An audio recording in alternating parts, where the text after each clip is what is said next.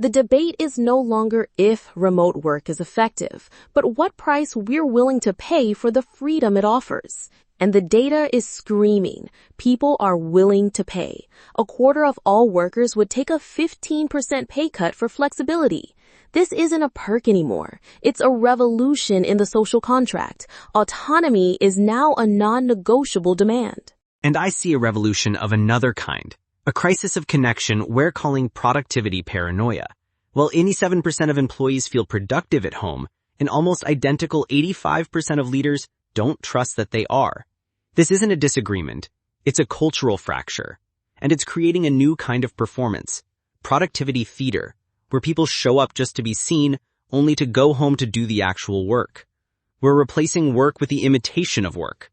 That paranoia isn't a remote work problem. It's a symptom of a managerial disease, the inability to measure what actually matters. For decades, we've mistaken presence for performance. A landmark Stanford study proves a 13% productivity increase from remote work. People work better because they can finally engage in deep work, a state of concentration that is utterly impossible in the chaos of an open-plan office. Citing that study is a dangerous oversimplification. First, it wasn't fully remote. It was hybrid. Second, and this is the crucial point, at the end of the experiment, half of the participants chose to return to the office. They instinctively understood that individual productivity isn't the only metric for success. They knew that today's efficiency could become tomorrow's isolation, and isolation is the silent killer of innovation. Innovation isn't born from random hallway collisions. It's born from including the best minds wherever they are. Remote work is the greatest equity tool we've ever had. It opens doors for caregivers, for people with disabilities, for talent living outside of overpriced urban centers.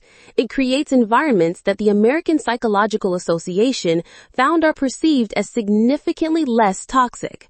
Perhaps the magic of the office is just a privilege for those who can afford to be there. And I'll tell you about a new insidious inequality, the digital glass ceiling.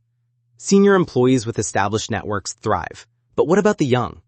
Gen Z is the least enthusiastic generation about full remote work. Why? Because they know careers are built on osmosis, on the informal mentorship from a senior colleague, on the weak ties that an MIT study proved are critical for career mobility. By removing the office, we are stealing the future from our most promising talent. You're romanticizing a system built on luck. We cannot trust innovation and development to chance encounters by the coffee machine.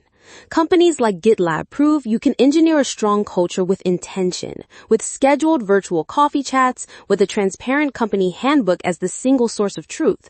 This isn't the death of culture. It's the upgrade, making it more equitable, scalable, and resilient. That career, an engineer, a culture, that's an oxymoron. You cannot schedule serendipity.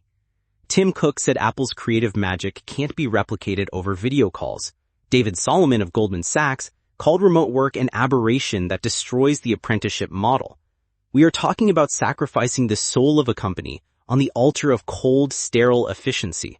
You are turning a living ecosystem into a dead algorithm. What you call soul is often a mask for a power structure that needs visual control to feel competent. This resistance isn't a defense of culture, it's a defense of obsolete authority. The future isn't about retreating in fear, it's about evolving with courage, building new models on trust, transparency, and results. And I believe true courage isn't in demolishing, but in preserving. A culture is not a set of rules. It's a feeling of belonging. It's the social capital built through shared experience. A fully remote company is not a community. It's a network of transactions. And when the next crisis comes, when pure efficiency is no longer enough, those networks will shatter. But true communities will endure.